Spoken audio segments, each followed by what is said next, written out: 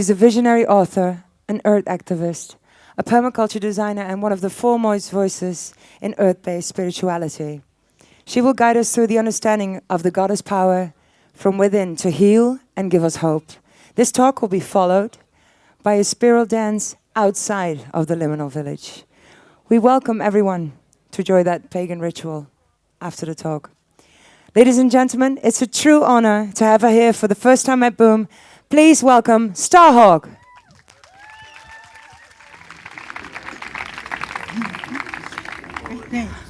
Hello, everybody.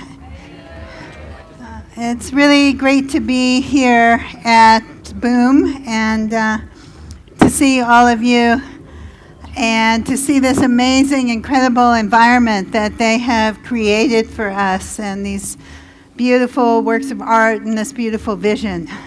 Because one of the things I want to talk about tonight is the importance of vision, because I think we live in a world that's working really hard to take our visions and our dreams away from us. And part of the way we resist that and part of the way we build the world that we want is by holding on to our visions and making our visions real. So I just want to say, I'm going to talk for a bit. I have a PowerPoint. I was very excited that they said I could do a PowerPoint. Can you see it, or am I in the way? Great. Because when I have a PowerPoint, then it's like I have the outline of my talk in front of me, right? And to show you some of the images of the things that I want to talk about. But then I want to leave some time for us to have questions and answers, and then we're going to take a little break and go out, as I said, and do a spiral dance and really raise some energy. So it hopefully will be a little cooler by then, and it should be, I hope, an illuminating and a fun time for us to connect on a lot of different levels. So I want to start out by asking you, what world do we want? Who wants the world on the left? Okay. Who wants the world on the right? Always got to be one in every crowd. We've settled that. Let's move on. So this is the world that we have. You know, it's a world where most of the people in the world live in poverty, where we are suffering more and more natural disasters like the flood after Hurricane Katrina, where we're dealing with all of these isms like racism and sexism and ageism and homophobia, where we're fighting things like the tar sands, the extracting of the dirtiest oil on the planet, and fracking and nuclear power. I live on the west coast of the United States, and we still have no idea how much radiation is coming to us across the ocean from Fukushima. And war. I wanted to show some images of Gaza because Gaza has really been heavily on my heart this last week. I was in Gaza about 10 years ago when I was in Palestine working with a group called the International Solidarity Movement that supports the nonviolent resistance there. These are some of the images of Gaza when life was relatively good, which meant that a man like this, Abu Ahmed, whose house happened to be on the border of Rafah, had some of us volunteers staying with him to try to keep the Israeli military from bulldozing it in order to make a bigger buffer zone with Rafah. And I show you Abu Ahmed's picture because he kind of became a friend. We would sit out in his patio every night, and he would brew up coffee, and the neighbors would come and visit, and there was an aspect of it that was like being back in the ancient Middle East when the caravans would come through and the visitors would sit around a fire. The only difference was there were tanks moving back and forth, sometimes shelling at the house or shooting at the house. But Abu Ahmed is one of the many, many people in Gaza right now that I don't know what has happened to. And I just want us to understand that when we are talking about these big issues like war and like assault on people, we're talking about real people. We're talking about somebody who would sit with me and joke about my being Jewish, and saying, oh, Nijma, she's Jewish, she'd kill you and me, ha-ha, right? And laugh about it. We're talking about an old woman who made sure when I left in the morning that she gave me oranges from her tree to put in my pocket so I'd have something for a journey. We're talking about kids who would do their homework with sniper fire hitting the walls. And that was Gaza, like I said, when times were relatively good. So my question that I really start out with today to ask us all to hold in our hearts is, how do we get through these times that we're living in? How do we get through this time of all of these assaults, all these horrors, and this time when really what we understand is that the very life support systems of the planet are under assault and might not actually be there for our children and our children's children. War ultimately is taking us to this, climate change and the rising seas.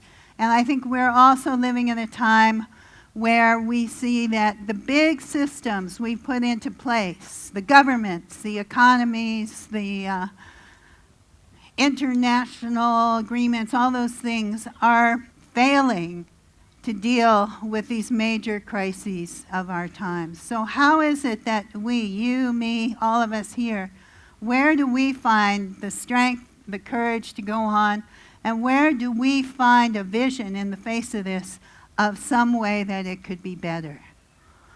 Is that a question that you ever ask yourselves? Yeah? Okay. So for me, I like to sometimes think about this quote from Bill Mollison, who was one of the founders of permaculture. Evil is stupidity, rigorously applied, because it seems like it defines where we're at.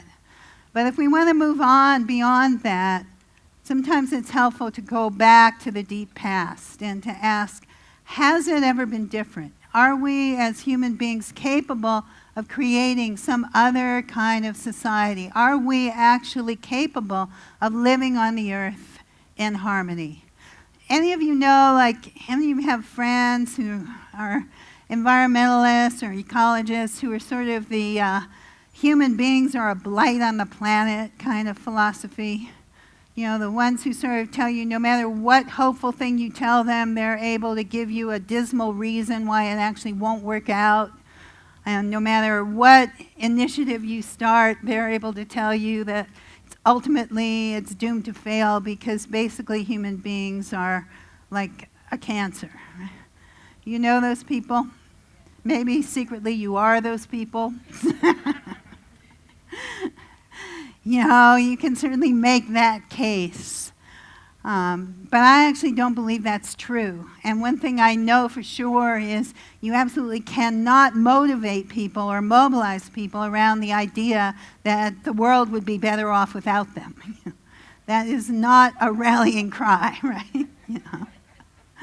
And I actually don't believe it's true. I actually believe that we as human beings are here on this planet for a reason.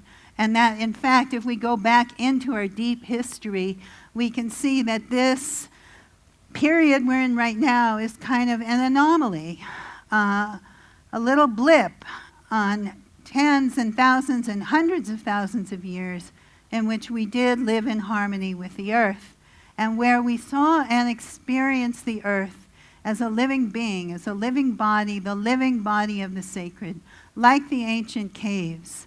And here's the Venus of Willendorf. She's something like 25,000 years old.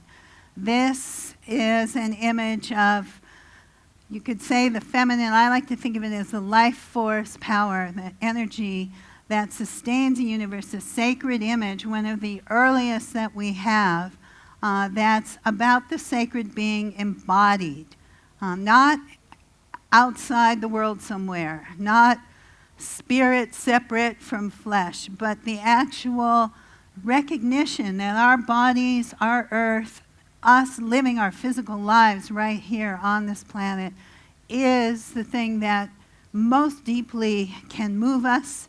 That's sacred, not in the sense of you bow down to something outside you, but sacred in the sense that what's sacred to us is what's most important, what we care most deeply about, what nourishes us most deeply, and what we care about beyond like our personal comfort or convenience or profit, something that we're willing to take a stand for or even make a sacrifice for. Same root, the word.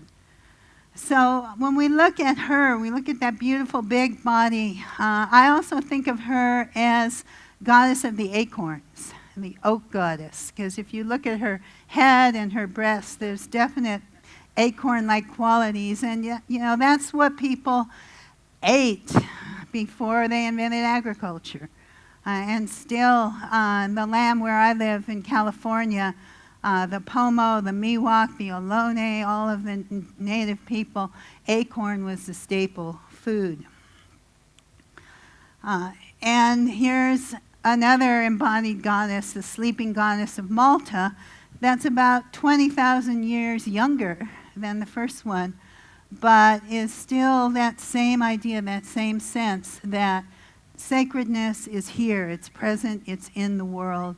It's in nature, it's in our bodies, it's in our sexuality, it's in our minds, it's in every aspect of it, and it's in our dreams. It's in that strange space we go into every night where we walk in different worlds and see different visions.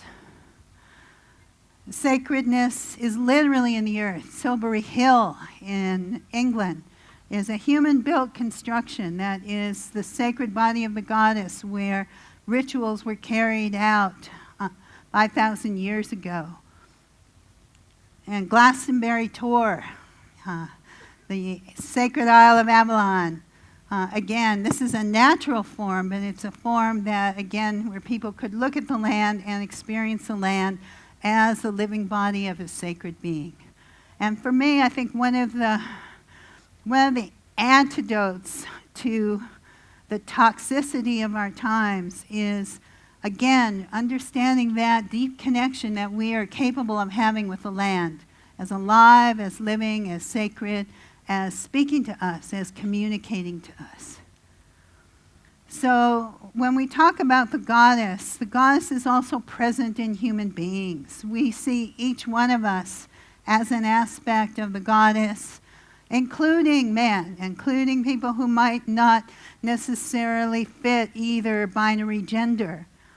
Because the concept of the goddess, again, it's not about a divine figure with a certain set of genitalia. It's about the concept of the life force itself being present and immanent in the world. And we like to say the goddess is maiden, like this beautiful young woman who's about to have a ceremony that we do for the young girls in my community when they first begin to menstruate. And we celebrate that aspect, that rite of passage, take them out onto a hill and they run. They tie their hands together with their mother's hand, and they run with their mother as far as their mother can run. And when the mother can't run any further, we cut them apart and let the daughter run on alone to symbolize, again, that connection and also that separation. And then we go back and have a ritual and celebrate and talk, tell her stories about our own first menstruation, give her interesting pieces of advice about how to handle the things that come up that only women know, and give her presents. And then the men prepare a feast of red foods because we want girls to know that this is an aspect of their lives that men can also honor and celebrate and don't have to fear. The goddess is also mother and crone, the old woman, the wise woman,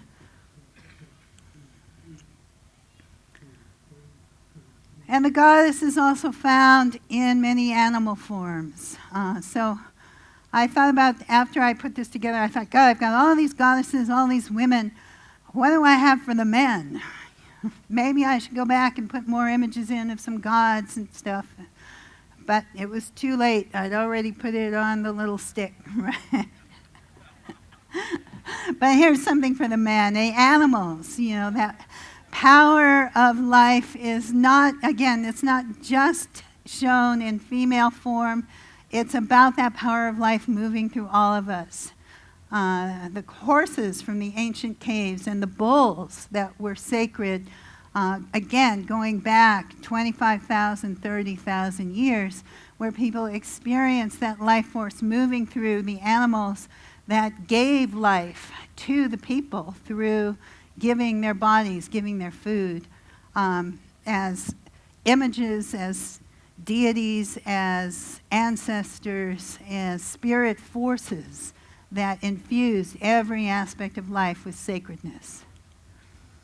And again, skipping another 20,000 years, same sort of idea, the sacred bull from Crete, where the bull leaping became a sacred sport and a sacred ritual of honoring the strength of the bull and honoring the human ability to play, to dance with that sacred force.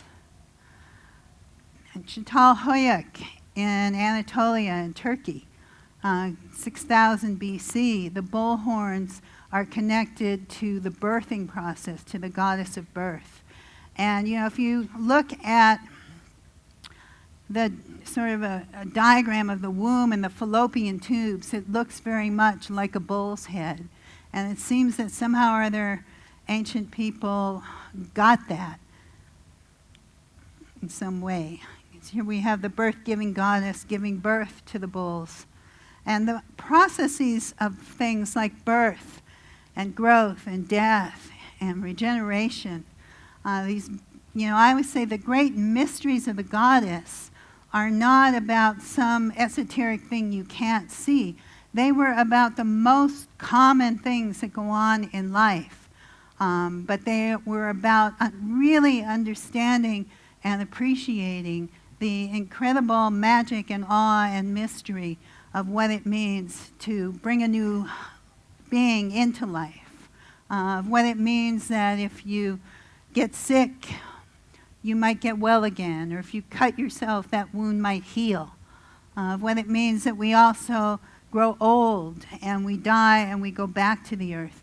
That whole cycle was seen as part of that sacred aspect of goddess, of life, of nature.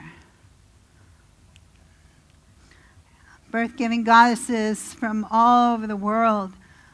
This one is from a Toltec goddess from Mexico. And the goddess is nurturer. Talking about what are the nourishing and nurturing forces that we can counter this destructiveness with. And I think that power to not just give life, but to sustain life. And again, I don't think that's a power that's limited to women. The women have certainly carried that. And, granted, men don't breastfeed, but I think men are also very capable of nurturing and caring and feeding and loving and caring for young ones and caring for old ones. And I think one of the challenges of coming out of a patriarchal society is recognizing the damage that's done both to women and to men when those nurturing qualities are assigned to women and men are supposed to not have them at all. Men are supposed to always be only aggressive and go get them and, hard and tough and, fighters, and women are supposed to be all soft and nurturing, and that actually does disservice to all of our genders because women need to also be powerful and go-getting and assertive and all that stuff. And men also, I think, really have a deep longing to be able to express that nourishing and nurturing side as well. From West Africa, again, the sacred breasts And from here in Iberia, where breasts and eyes seem to have been identified together as the qualities of the sacred. And these are ancient goddesses that, again, are about 5,000 years old. And they seem to be connected also with death because many of them are carved on bone. Some more Iberian goddesses from much later, from about 600 BC. These are, we don't know if they were powerful goddesses or powerful priestesses, but when you look at them, you have this wonderful sense of a woman sitting in her authority, sort of enthroned in her own authority. And a wise woman, a counselor, somebody that you can actually come to for wisdom and for advice. And holding the cup, which is symbolically also a form of a breast. I love this one with that pointy hat. And La Dama de Elche, our Spanish women, look at her and see her as the goddess of Iberia. She has this amazing headdress. And nobody knows exactly what it was or why she was wearing her hair that way, but it's been suggested that maybe this represents sort of like psychic ear trumpets to really hear the voice of the sacred. So if we look into any place, any heritage, we can find at the roots of civilization itself cultures where people actually loved the earth, celebrated the earth, respected the earth. Okay, this is the point where I think we need a sing-along. Yeah. This is actually a song that is based on hymns to Inanna, the goddess of Sumeria. And there's a whole sacred marriage cycle about Inanna and Demutzi, her partner, with this beautiful poetic celebration of the human body. So what I'm going to do is I'll sing a line, you sing it back. And the beginning is Inanna singing the praises of her own vulva, her own vagina. And she calls it her crescent-shaped barge of heaven, her boat of heaven so well belayed, which in this context I think means, I'm not sure what it means, but it means like fastened, tied down, appointed. Full of loveliness like the new moon. So women, I'd like you to take a breath, breathe it down into your appropriate parts and really feel this and sing it from the bottom up, okay? My crescent-shaped barge of heaven, so well belayed, so well belayed, full of loveliness like the new moon, full of loveliness like the new moon. My fertile fields well watered, my fertile fields, hillock lands well watered too, hillock lands well watered too. Okay, guys, this verse is for you. Let's sing it with feeling.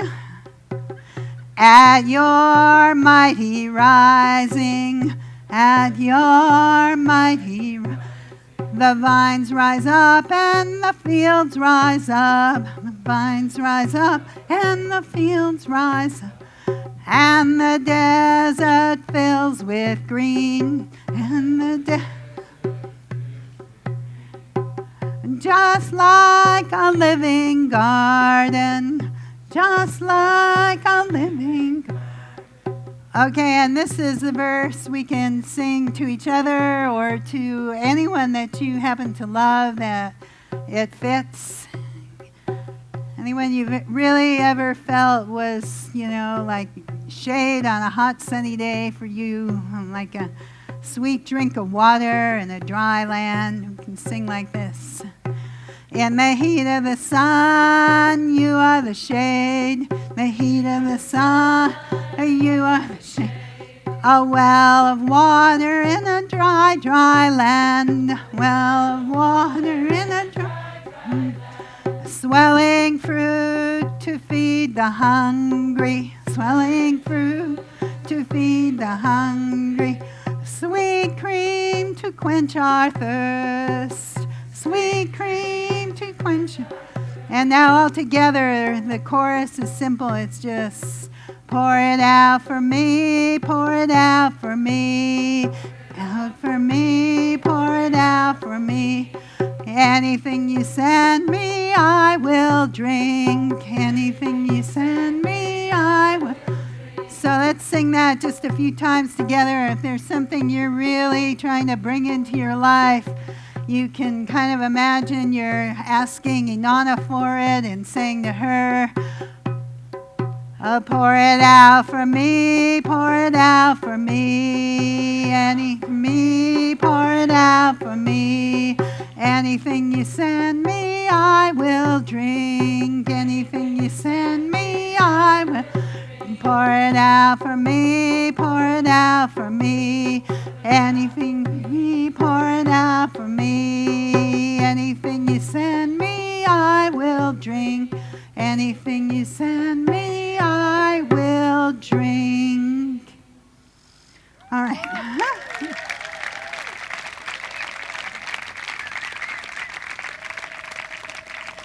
Okay, so a little ancient Sumerian sing-along.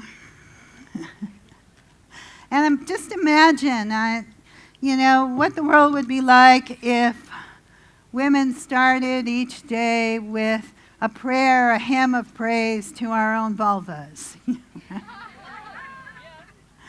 And if men saw their sexuality as, invigorating all of life, as causing life to thrive, as causing the fields to turn green, instead of seeing, those military poems about, this is my weapon, this is my gun, one is for killing, the other's for fun, right? Instead, if you saw it as something that actually brings about life and abundance and fertility, I think we might be in a world where we start to treat the earth a little bit differently. So the goddess was the fertile field. Here you can see it on her belly with the bird. And the bird becomes an important symbol of linking the realm of heaven and earth, often of water, earth, and heaven all together. The bird is vessel and breast. And the goddess riding on the swan. And then the goddess kind of becomes an interesting figure. This is an image of Lilith from about 2000 BC, from the Middle East. And any of you know the story of Lilith in the Bible? She was an ancient goddess that somehow made her way into not the official Bible, but the legends and stories. And the idea was she was the first Eve. But when God told her that Adam was supposed to have dominion over her, she got mad and rebelled and ran off. So he had to make a second Eve out of Adam's rib who would be more obedient. And you can read that story as actually a record of the ancient shift from a time when women were empowered to a time of patriarchy, a time when men held power over women and where some men had power over other men. But Lilith is the bird goddess with claws, and the owl, the wise woman. She's also got a couple of cats there. Her image turns in an interesting way into an image of fear, the demon and the harpy. She becomes the one that you have to watch out for, the one who, instead of the life giver who brings children into the world, she becomes the one who will eat your children, take your children, spoil the food that's laid out for you. And I think this process of turning the goddess into the harpy, turning the positive images of life into something to be feared and something to be avoided, is a big part of how we become disempowered, of how we become afraid of our own power as women, how we become afraid of our own nurturing powers and energies as men. And the harpy goes on into popular culture. And of course, the flip side of the harpy, the demon, is the angel. If you're not the demon, if you are in touch with your life forces, you are dangerous and to be feared. But if you are somehow removed from your life forces, if you are all spirit, then suddenly you become the angel. But it's interesting how the angel carries on into Christianity, even that image, an ancient image of the bird goddess, even if she gets slightly sappy and pink. And she resurfaces in popular culture in many ways. How many of you saw Avatar?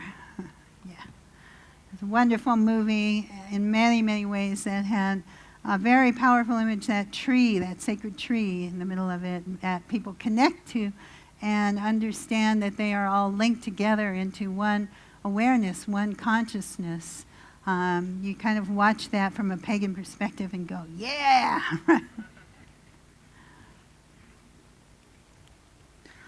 And the harpy then becomes, of course, the witch.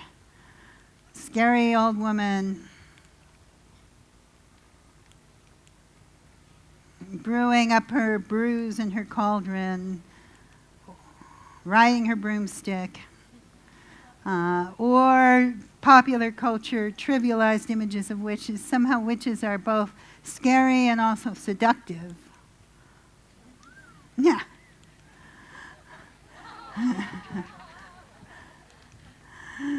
And our favorite witch of all times, Margaret Hamilton. Right? But the image of the witch was used very much in Western culture, kind of like the image of the terrorist is used today. It became a way that the people in power could maintain their power by getting people all riled up in fear about something that was not them, that they should be more afraid of than the people who were actually controlling their lives, taking their crops, passing laws that impoverished them. And the witch persecutions in Western Europe took place at an interesting time. People think of them as medieval, but they weren't really medieval. They were in the 16th and 17th centuries. They were in the time where the old medieval feudal systems were breaking down, and a new kind of power was coming in that was a more moneyed commercial power. And as part of that, they were changing ancient land systems. Like in England and Scotland, they were doing things like enclosing the common land that people had always worked and tended in common, and turning it was like privatization going on 400 years ago. And peasants were rebelling. There were multiple rebellions of peasants throughout that time. It was also a time when the church was losing power. The Protestants were starting to challenge the Catholic Church. People were standing up to the corruption.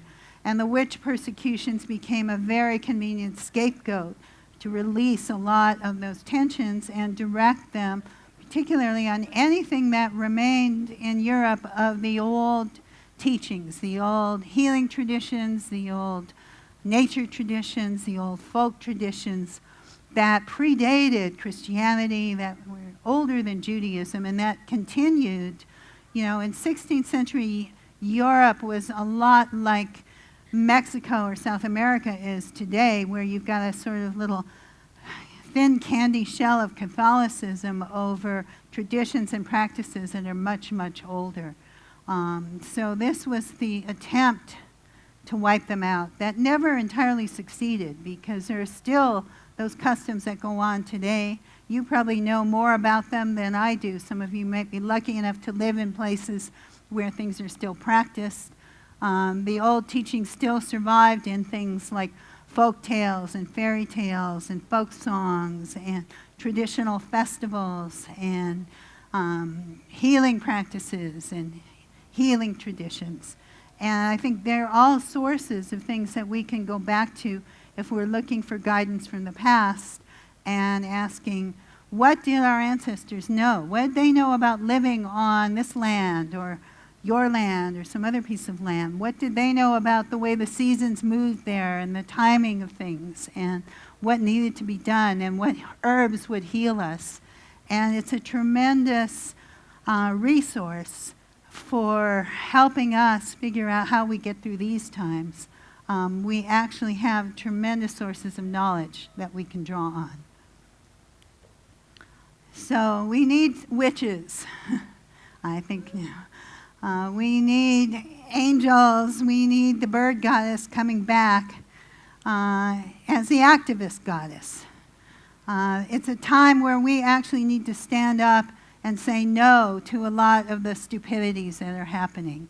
These are the pink fairies in Prague who, when the International Monetary Fund was meeting there in 2000, they danced their way into the police lines and managed to dance through them into the conference center. And there are many ways, I think, that we can stand up to those injustices and those stupidities. This is one of the women from Idle No More, from an indigenous movement that began in Canada and has spread all over North America, of indigenous people standing up and demanding their rights and demanding that we treat the earth differently. And much of it is led by women.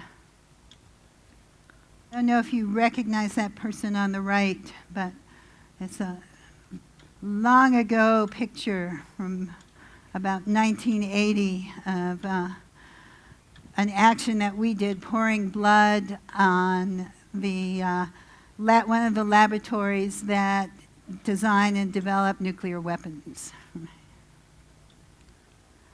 So the activist goddess also is sometimes the maiden.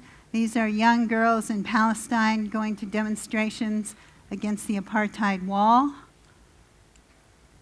And the mother, this is a dear friend of mine named Neda Golan and her first baby, who's an amazing activist, an Israeli woman who has helped to organize support for the nonviolent Palestinian resistance for many, many years, and was living in Palestinian villages to be a witness and to intervene when soldiers were coming in.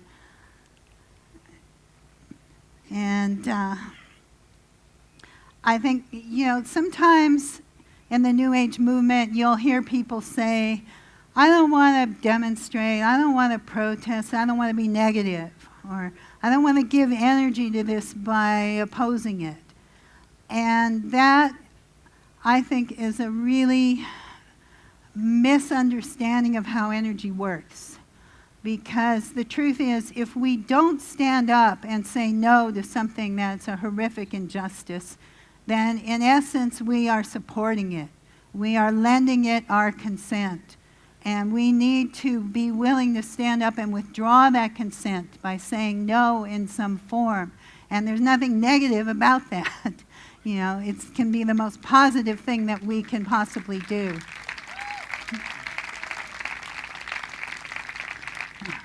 And the crone activists, the raging grannies who go to demonstrations and sing songs that make fun of power. And these are some amazing Zapatista women from Mexico who are such a strong part of the indigenous uprising there. And I love this, my favorite picture of them all, of women's power. That when we do stand up, when we are willing to stand up and say, hey, we are standing for life, we are standing for the right of people to live. We're standing for justice. We're standing for the rights of the earth. And we're doing that not in a way where we're demonizing our opposition or we're attempting to destroy them or kill them, but where we're very firmly, kind of like parents can set a very firm limit with your kids and say, no, you can't do that. Then I think we have immense power that works through us and works with us. So the bird goddess returns in many forms. And sometimes the earth goddess rises up in the middle of a political action. This was probably one of my favorite actions and rituals of all times. In Calgary, when the G8 met there, we all got dressed up as mud people, or actually we got undressed as mud people, and went writhing through the streets, enacting the powers of the earth, rising up, leaving their marks on the oil companies. Calgary is the Texas of Canada. It's where all the oil companies have their headquarters. And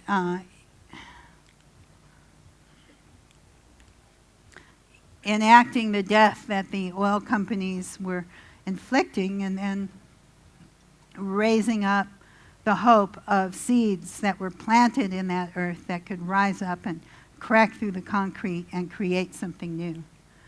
And it was kind of an amazing sight to see all those people writhing through the streets of Calgary.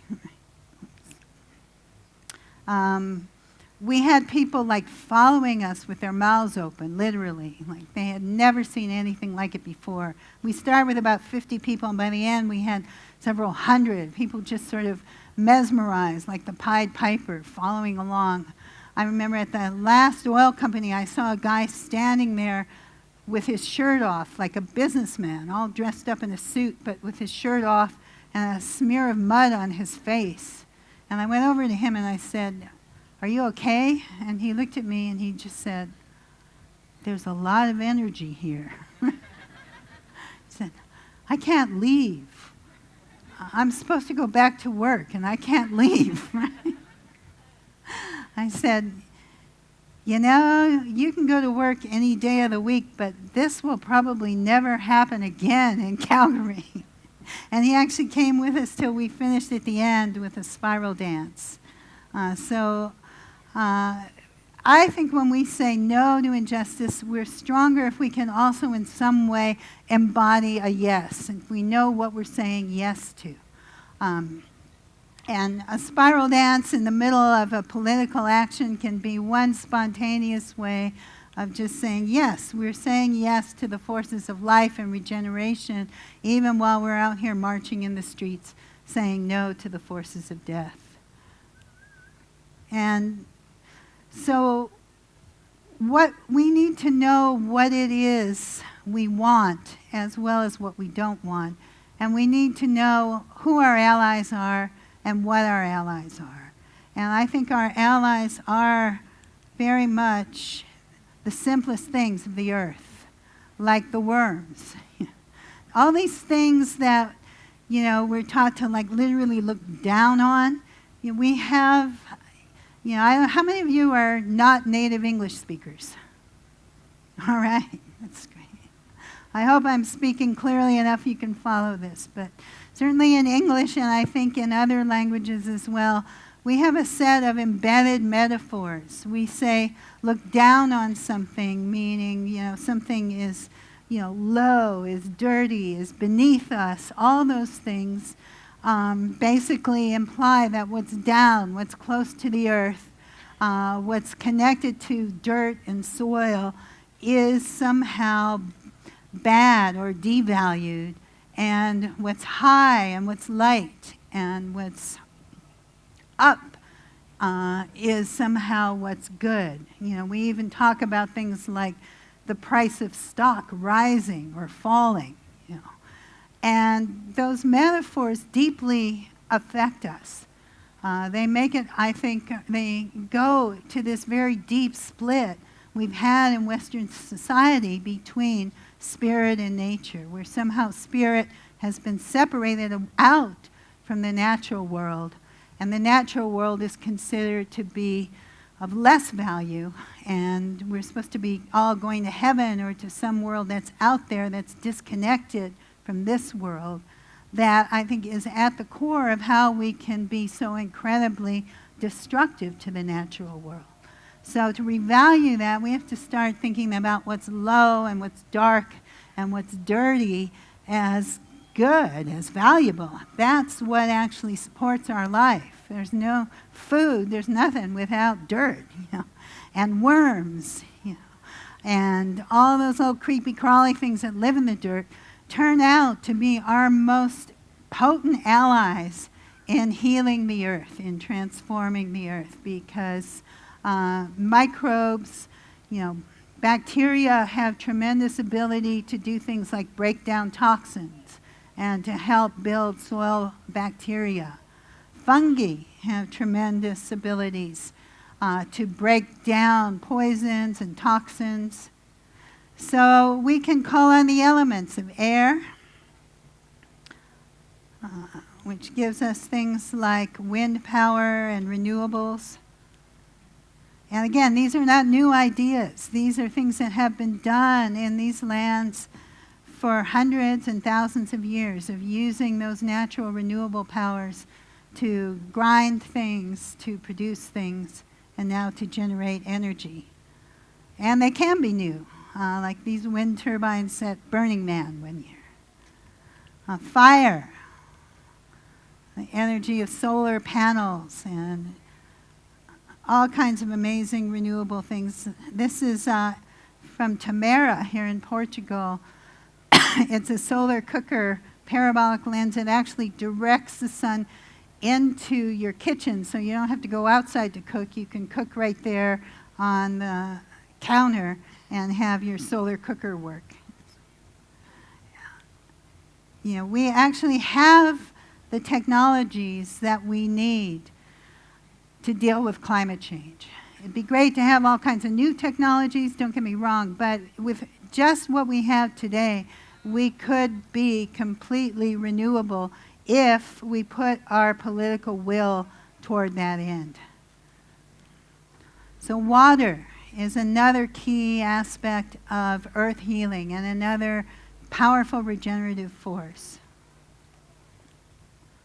So we need to do things to rehydrate the land, and that's where things like permaculture come in, doing things like building swales and terraces and keyline systems.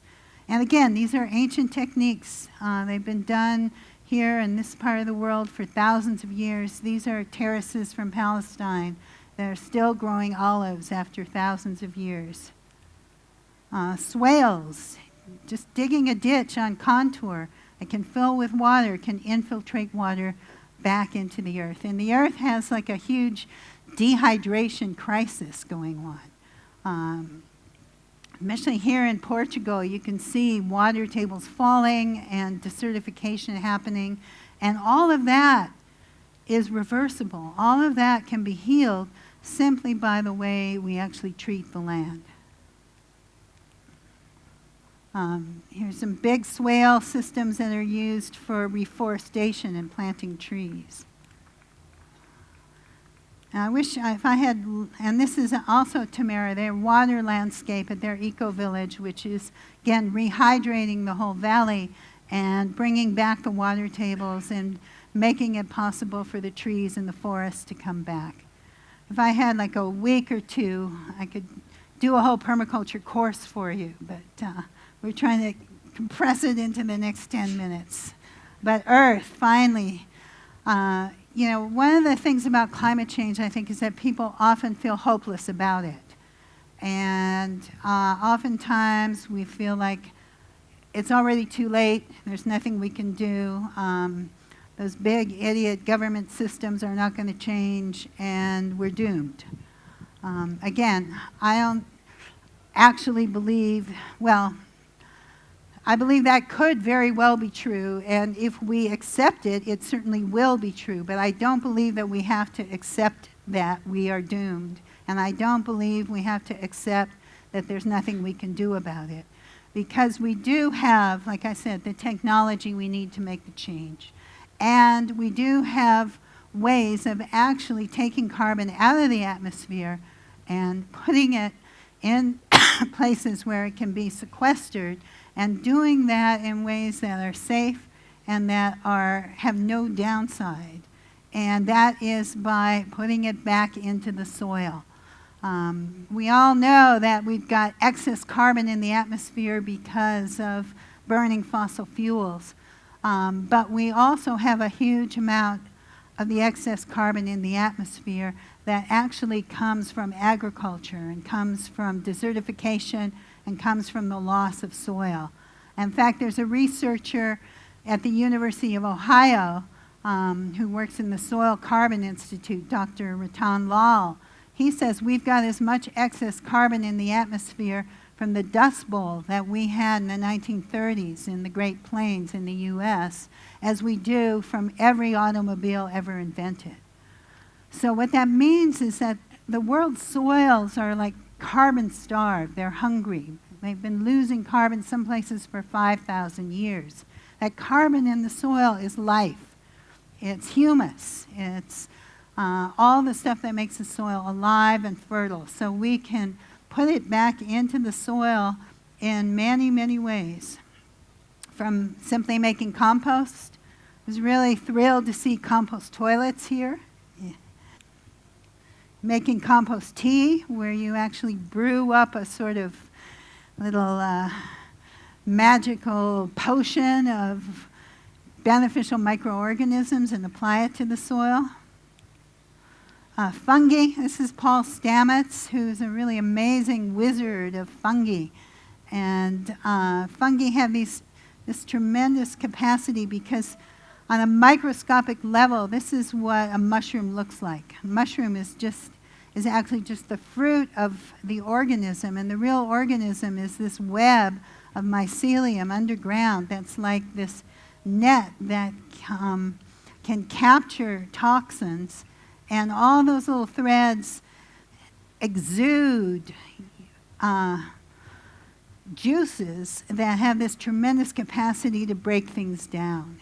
They're like an external stomach, so they can break down really toxic stuff like diesel fuel, and even some of them can break down things like pesticides. And Stamets is actually working with some mushrooms. There seems to be some evidence there are some that can actually break down radioactive substances. So again, we have these tremendous allies in earth healing. This is a friend of mine, Mia Rose, who's showing how you can actually inoculate an area with mushroom spawn to help bioremediate it, or surround an area. This is where runoff comes from a vineyard that's full of pesticides, and you can run it through these bags of spawn so that it helps break them down. And we can learn to do these things. We can really literally learn to put our hands on the earth and bring her back to health. I think of this as the goddess of regeneration. She was a Barbie doll I found in New Orleans after Hurricane Katrina. And when we were down there doing a bioremediation project, putting some of these things to work in this area that had been completely destroyed by the combination of the flood and official policies that were attempting to push, particularly the black community, out. And we were working there with a group called Common Ground Relief. That was a grassroots organizing group. But that slide that just got skipped said, "Solidarity, not charity." And that was Common Ground Relief's motto. We're not here to give something to somebody else from above to below. We're here to work on things shoulder to shoulder. So Common Ground was given this house and this yard, and we did a bioremediation project there. We started by just cleaning it up. It was really tragic to see, the remains of this woman's life and her grandchildren's pictures still on the fridge. But we cleaned it up. We tested the soil. And we applied compost teas and planted sunflowers. And this was 4 months later. Sunflowers have the ability to take heavy metals out of the soil. And so, to me, they're also a symbol, again, of hope and renewal. Biochar is another promising way of sequestering carbon. Burning wood waste in a low oxygen environment creates a real microscopic home for microorganisms, and you can put them back into the soil, and they help hold the fertility of the soil, they help hold water in the soil. And there are soils in the Amazon that are hundreds of years old that were built with charcoal like this, that are still fertile in an area where normally soil isn't very fertile.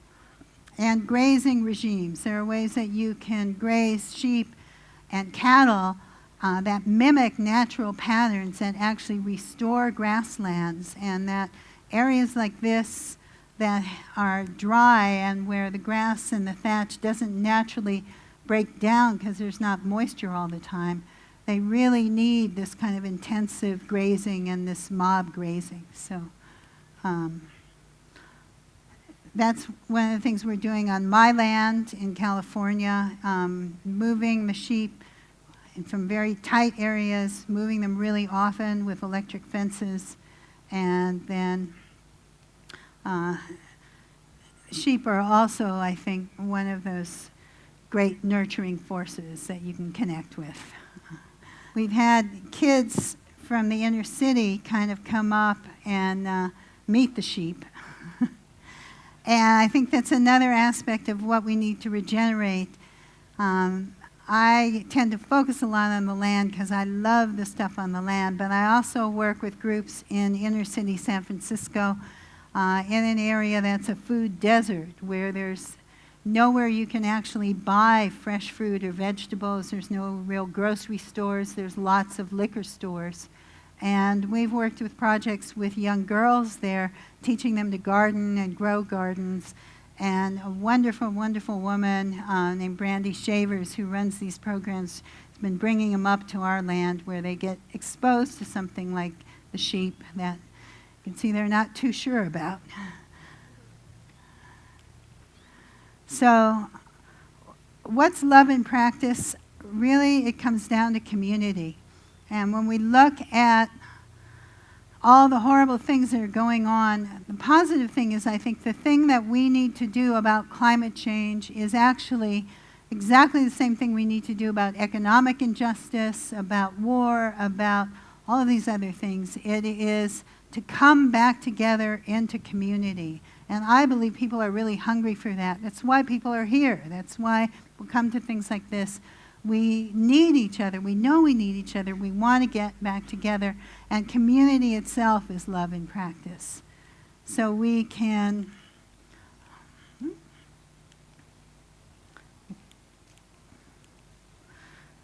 localize again. In Cuba, when the Soviet Union fell, Cuba lost its oil imports and all of its markets.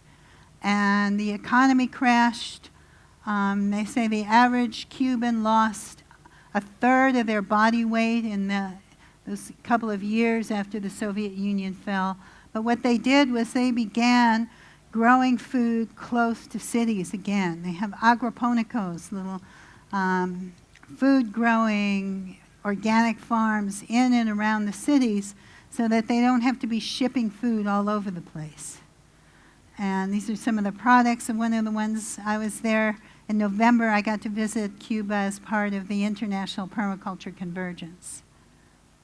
And lots of people doing permaculture, lots of people having little backyard systems where they're growing food for themselves, and bigger systems where they're growing food for the cities.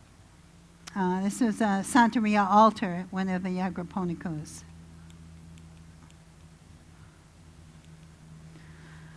We can also create community in amazing creative ways. There's a group in Portland, Oregon called City Repair that was looking at our American cities where we really don't have gathering places or plazas or some of the beautiful things you have in some European cities, and saying, how can we come together if there's no space to come together? So they started taking intersections and turning them into plazas. And this is one called Share It Square. where they have a tea station where somebody always has hot water available 24 hours a day. This is their tea horse that goes around and creates an instant gathering place with those big wings where people can meet and can share food and share conversation. This is Sunnyside Piazza, which is based on the sunflower.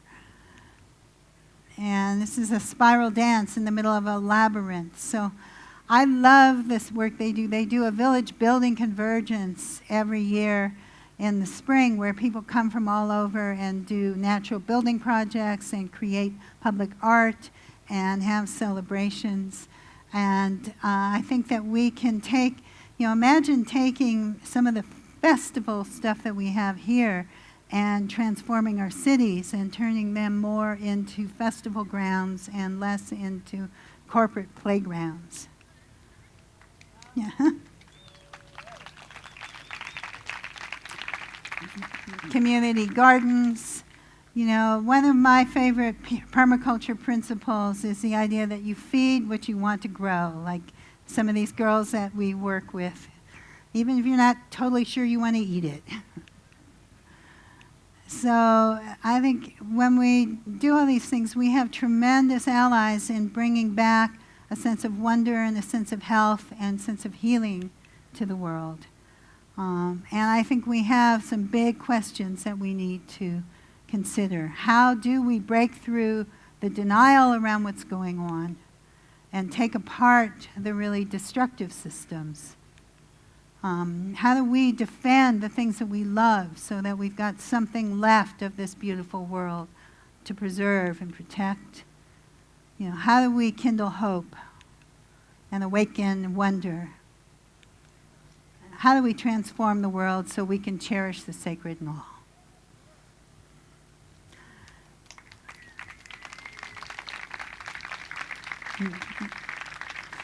So I want to just end with a very short video that we put together.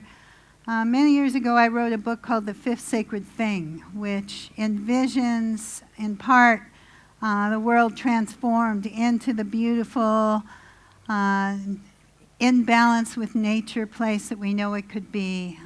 Imagines a society where we do live together and value our diversity. And then, of course, has to deal with the question of how do you protect that and defend that if it gets invaded by something very different.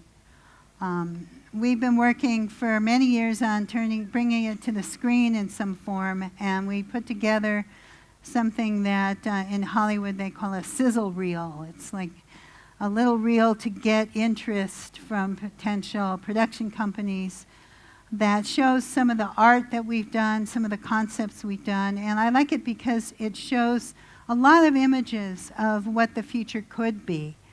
And I think that's one of the important things that we need. If we want to transform the world, we need to have a vision of what we want. We need to have a positive vision. It's one of the beautiful things about these festivals is that we come for a few days, we can live in a little piece of the vision of what we'd like the world to be like all the time. And if we don't have a vision, if we don't know what it is that we want, we can tear down system after system, and we won't necessarily get anything better than what we had, because there will always be other systems of control and repression ready to rush in and take over. But if we do know what we want, then we can start to put those structures in place, build those structures, and then as these old structures start to peel and crumble around us, we have something really life-giving to go forward with. So.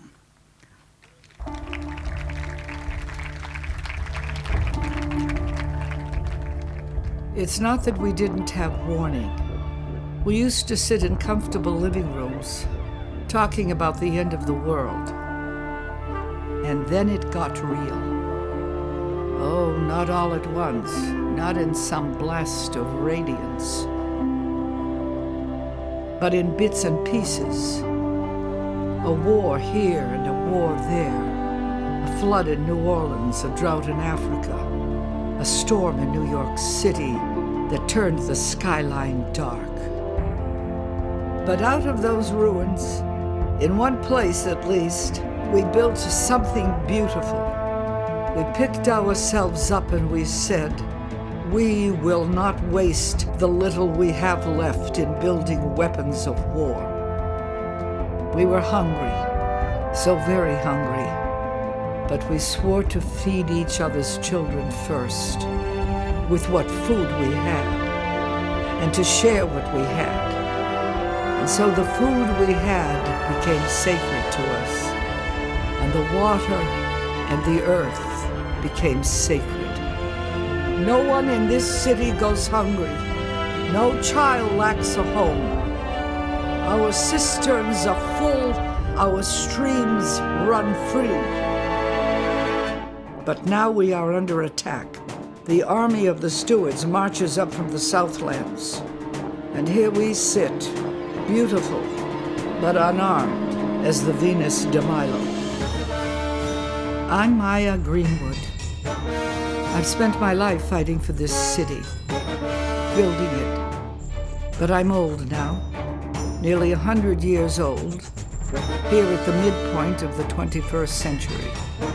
It's the fate of the old to do less and watch more, to backseat drive, as we used to say, when we still had cars. The burden of this one will fall on a new generation, like Madrone, the healer who could never quite do enough, never make it all better. And her love, Byrne, my grandson, who went down to fight in the Southlands and who lost his music, his love, and his faith in their prisons.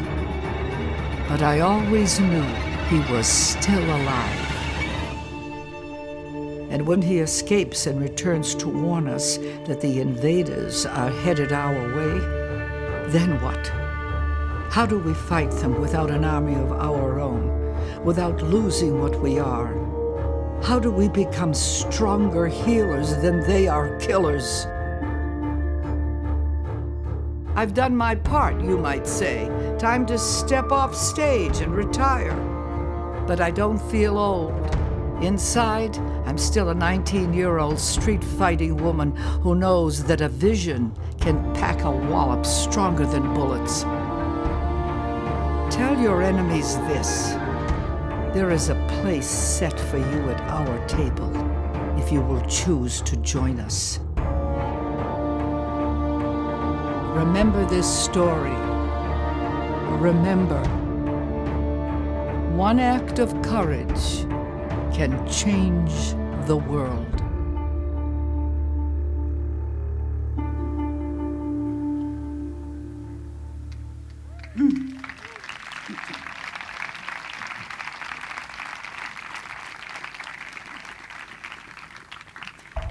So I think that's our question. How do we become stronger healers than they are killers? How do we actually transform this world while not demonizing the people who are against us, but being able to somehow invite them to our table and transform them from within? That's my question, but I want to open it up now and see if you have some questions. Thank you very much. That was very inspiring and very moving. Every time I see that trailer, I cry. It really strikes a very deep heart space inside me. Like, it's really true, and we have to prepare. And I'd like to share something that we do in Portugal. Every 2 years, there's a festival called Salva a Terra, which means save the earth. And it happens in a little village. We have very funny names for villages in Portugal, and the village is actually called Save the Earth from the Extreme, Salva a Terra do Extremo. And every 2 years we have a festival there that started, and everything is pro bono. There was no funding, almost no money involved in that festival. We do everything with love and will, and also with the support of the city council. And there was a natural reservation that was under risk, that had been working for several years. And it was a natural reservation, of animal species, plant species, natural Portuguese species, autochthons from the Iberian Peninsula. And it was under risk of ending because there was no funding and it was at great risk. And without any money, we managed to put up a festival and everybody came and played for free. And now the reservation is funded by the festival. All right. And I think that's also a way that it can happen, like use this momentum that we are living with these transformational festivals everywhere. It's happening everywhere in every country. Is to use the festivals to fund also conservation projects, like act locally, like for plants, for animals, because there's so much abundance that comes, and if we can do this through culture and through celebrating, I think it's a great mix and a great equation, and it doesn't take, it just takes our love and our will, and we can do a lot. Thank you. That's Thank you. beautiful. Huh? Thank you. At what point do you use violence as a tool within activism, or is it even necessary? For me, my activism is nonviolent. I wouldn't say that I'm 100% pacifist. You know, I wouldn't say that I would say that violence is never appropriate or that it's never appropriate to take up arms, because I look at the history of something like World War II. You know, I come from a Jewish background, and you know, I like to think I would have been in the resistance. And by the time the Nazis took over, I don't see how a nonviolent movement at that point could have shifted things. I do think a powerful nonviolent movement might, at the right time, have been able to prevent the Nazis from taking over.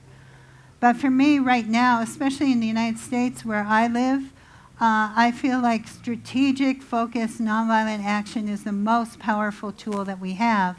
And the reason is that I feel like what we need to shift is not just who's holding power, but people's consciousness about power and consciousness about the structures that underlie that power. And to do that, it requires actually communicating with people on a very deep level, opening channels of communication, and bringing more and more people into a movement. And the most powerful tool I know for doing that is nonviolent direct action. When we start engaging even in quasi-violent things, even in property destruction, and you can argue for days about whether or not that's violent, it puts you into a place where you have to become secretive. You have to practice security culture. You have to start worrying about who's tapping your phone and who you can talk to and who you can't talk to. And as soon as you start doing that, then it makes it really hard to go out there and communicate with people and open up and try to win hearts and win minds. And the other reason for me, it fits my spiritual understanding of seeing the goddess embodied in everybody, that it allows me maybe to stand up against an injustice while not demonizing the other side, while still saying, okay, this cop might be arresting me at this moment, but he's still a human being, and I am still going to hold open the possibility that he could change. He could make a different choice, that I could speak to that divine spark in him, and again, like invite people in rather than keeping people out. For me, is the way that I choose to take action. So. Thank you. Yeah. Thank you very much. I'm very, very happy to hear you speak. I would love to hear your thoughts on if or what role ritual can play in helping humanity to wake up and to help heal the earth. I think ritual is a very powerful tool for creating community, and that's why we're going to go out and do one in a minute. And because it creates a field where people can come together and can share in a way that's not just the head, but actually from the heart, and share on a deep, energetic, connected level. Ritual does a number of different things. One is it can mark the changes of the seasons, the time of the moon, the things that are going on in the natural world around us, so that we actually pay attention to them and they become important to us again. Ritual can also mark changes in our own lives. If we're going through a hard time, we can get people together who can support us and create some kind of healing ceremony or ceremony of support. And that helps bring that community support into our lives in a powerful way. It can mark times of passage, like for our young girls, or we do actually write a passage for young boys as well, or for when people are dying, you know, we can be there and be present in ritual and ceremony and help people through that passage. When someone's giving birth, it's beautiful to acknowledge that as such a sacred occasion. It's not just a medical procedure. It's an amazing sacred opening, and we can acknowledge that in ritual. So ritual basically says something is important. Something is more important than just, again, our personal comfort or our latest news on Facebook or something. It's something we should pay attention to. And ritual is a way that we can come together to face things together that are too hard to face alone. So, you know, we can do ritual. I mean, we did a ritual the year Ronald Reagan was elected in 1980. You know, right? I remember we did a political despair ritual, right? Because that's what we were all feeling, and that ritual sort of galvanized us all into becoming activists. You know. We've done ritual in the middle of political actions, you know, to help people get the courage up to go out on the street, or to help people heal after they've had a rough time. Ritual can help people come back, you know, into a community after they've been separated, maybe because they've been sick, or because they've been in the hospital, or because they've been in jail, or because they've been in the army, or they've been through a really tough street action or something. It's a way of transitioning people back and making the community whole again. So, and ritual can also be a place where we express ourselves, express our creativity, dance, sing, you know, make beautiful art in a space where we're not like competitive, we're not being judged about it, we're not, nobody's like telling you you're like shaky in the arabesque or something, you know, you're just expressing yourself. So it can help us actually support our creative energies. And it can be a way that we explore and learn and deepen those abilities to shift consciousness, so that we're not just stuck in that sort of instrumental, heady consciousness, but we realize that human beings have multiple levels of consciousness available to us. So we're going to model that in a way in ritual.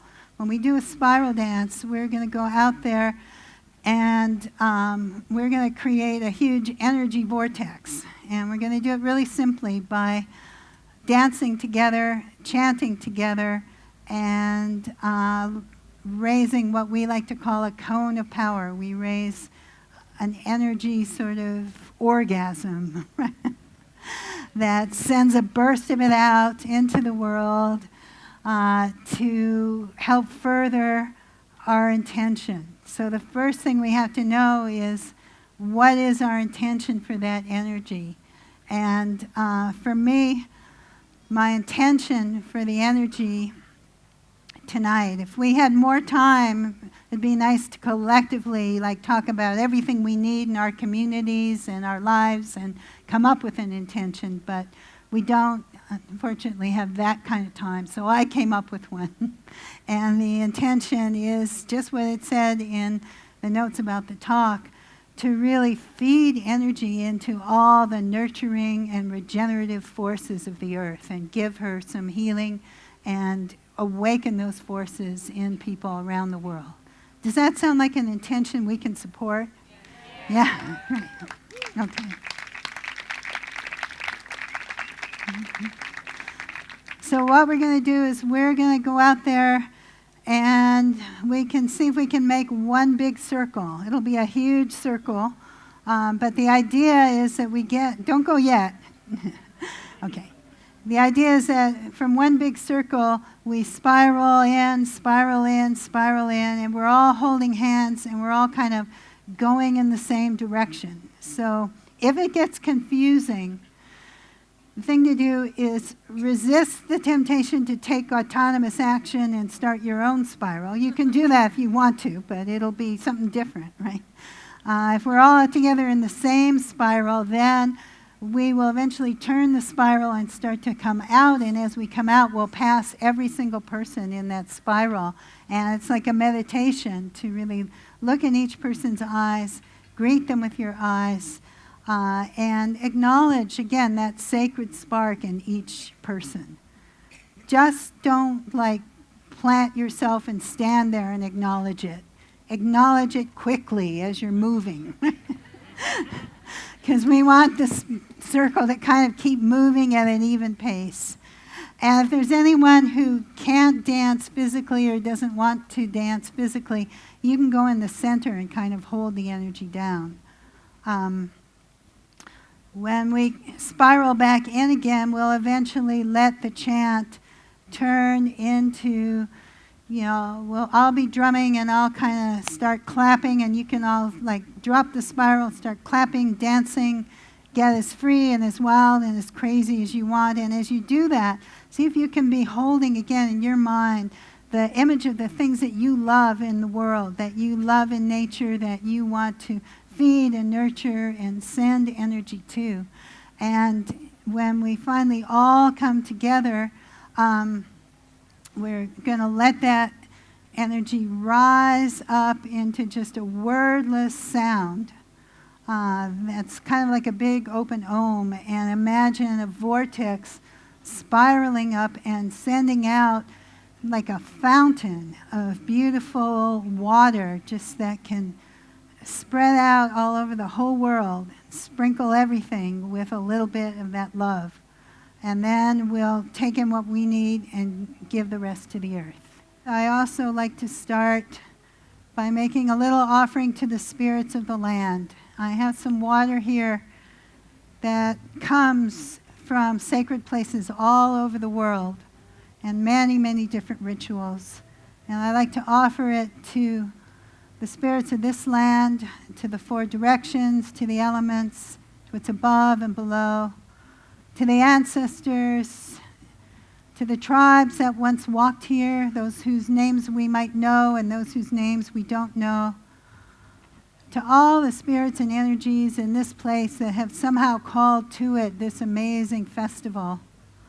Just to say that we come asking permission for this ritual, that we come with our hearts open, and we come with this water as a sign of respect. We come asking for your help and your support in our intention at this crucial time to become better healers of ourselves and each other and our communities. So to the ancestors, to the spirits, we come with gratitude for the wonderful privilege of being here, being able to walk here together, be here together, talk and think and listen and communicate, dance here together, and come away from this space feeling renewed in our ability to heal and to love and to commit to the work that's needed to really change the world. Blessed be.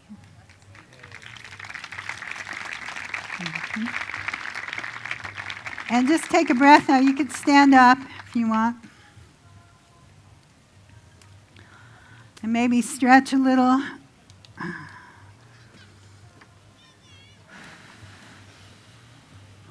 Take a deep breath into your belly.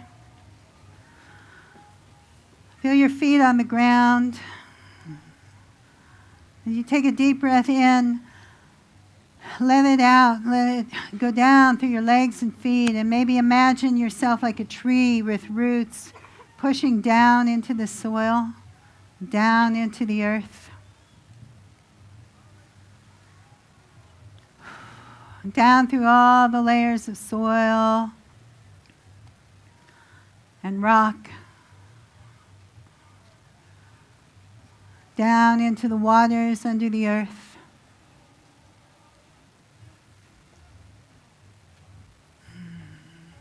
Down to that layer of moving fire at the core of the earth. As you take a deep breath, if there's anything you want to release and let go of, just let it go down through your legs and feet, down into that fire.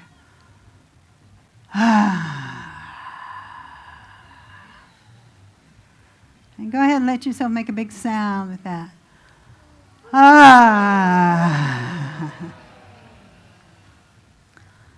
And then as you breathe deep, draw some of that fire up.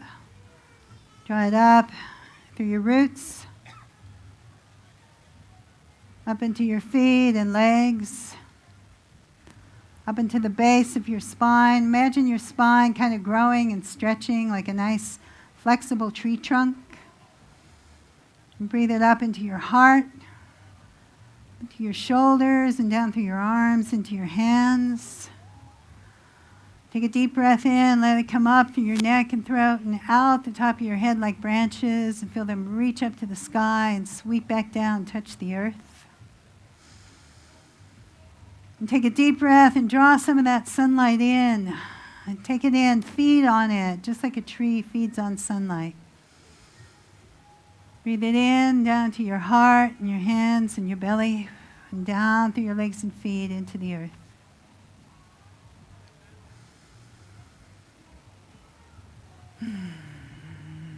And just take a moment and let yourself feel what it feels like to be grounded, to be standing here, connected to earth and sky.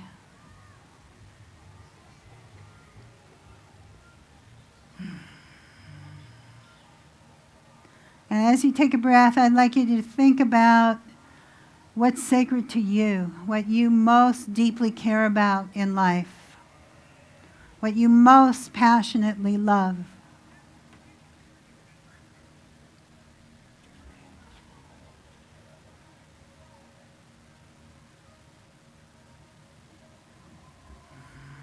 And maybe just with your breath and with the sound, let's call that into the space. Let's invoke what is sacred to each one of us. You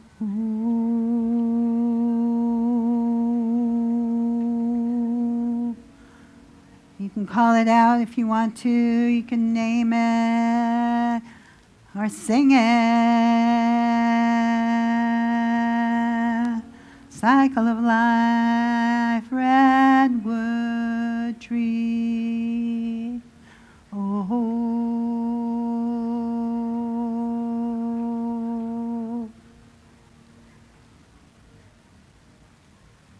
air and fire, water, spirit.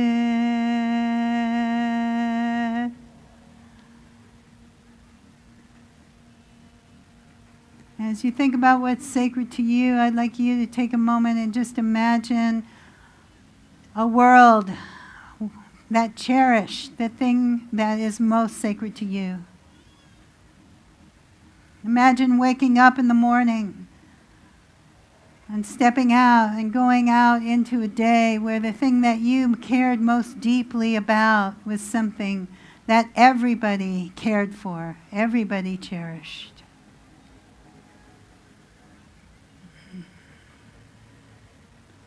Imagine what would change in the streets of your cities or in your homes, or what might change in the work that you do.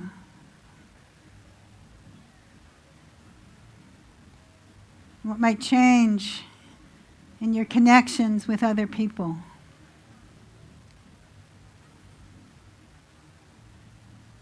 And how it would feel to drop that little nagging burden of worry and guilt we all carry about the state of the world, and to feel what it would be like to walk in a world where you could feel confident and safe, and know that everybody was also free and safe and cherished and cared for.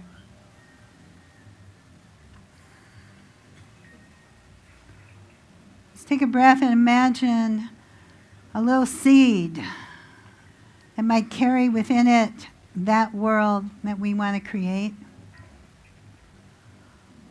Imagine where you can carry that seed within you, and that when we dance our spiral and when we raise that energy, what that water is going to do is water those seeds that we carry so that they can start to take root and grow and flourish.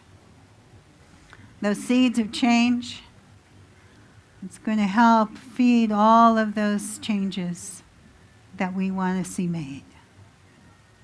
Blessed be.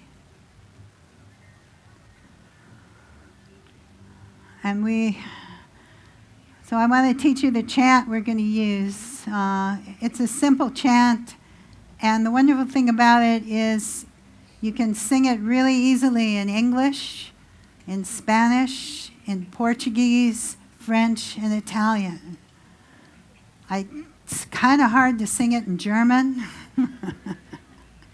I'm not so sure about Hebrew or Arabic, but I'll sing it for you in English, and Spanish I know really well, and French, and I'll try the Portuguese, and you can figure out the rest. But it just goes, she changes everything she touches, and everything she touches changes. You can also start to sing, we are changers, everything we touch can change. But it sounds like this. She changes everything she touches, and everything she touches changes. She changes everything she touches, and everything she touches changes. And in Spanish, it's ella cambia todo lo que toca, y todo lo que toca cambia. Ella cambia todo lo que toca, y todo lo que toca cambia. And in Portuguese, I may be saying this wrong because I just learned it, but I think it is something like ela muda tudo que ela toca. Sing it again. Ela muda tudo que ela toca, e tudo que ela toca muda.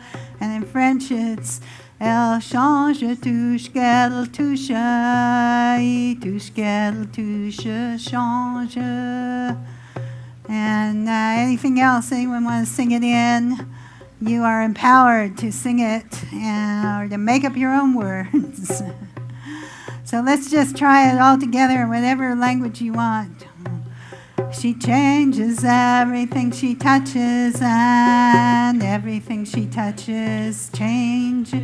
Try some harmony. She changes everything she touches, and everything she touches changes. We are changers. Everything we touch can change. We are changers. Everything we touch can change. Okay, let's go out, make our circle, and we're going to do this.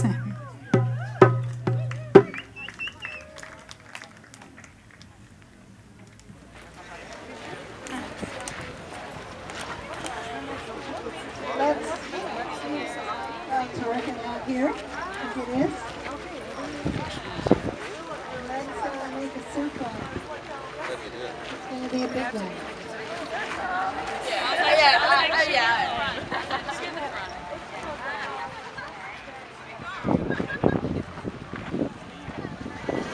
Right. This is going to be a very big circle, which is beautiful.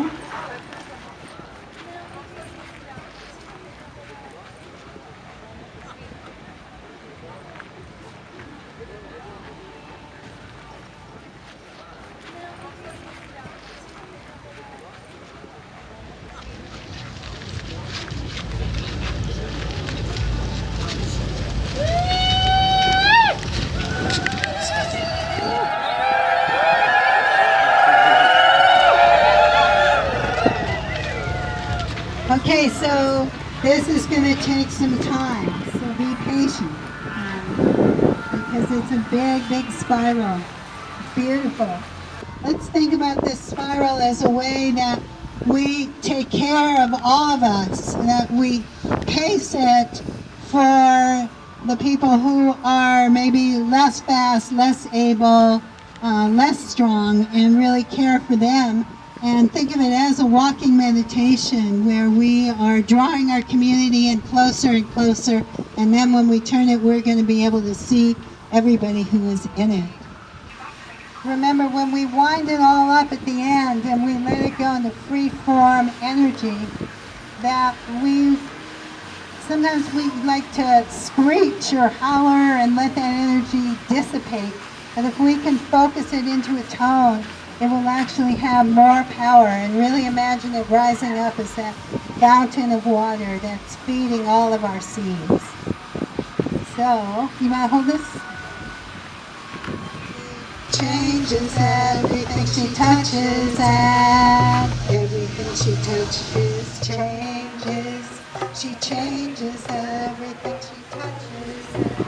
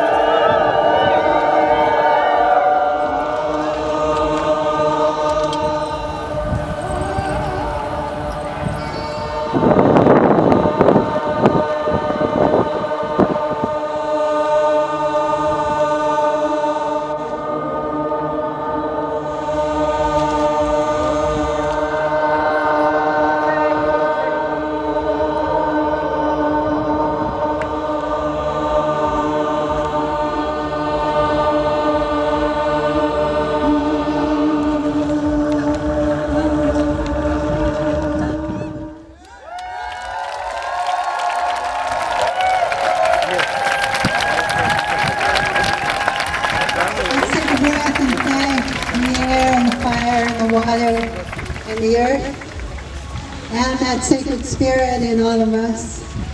Let us say thank you to all those things we called in and thought of that are sacred to each one of us. Thank you to all those seeds that we're planting, to all the energy we have to nurture and water those seeds.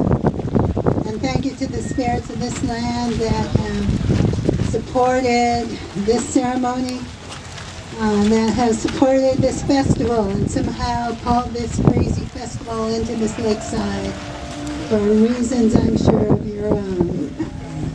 May the peace of the goddess, the god of however you like to name that sacred spirit in each one of us, on your hearts. Merry meet and merry part and merry meet again.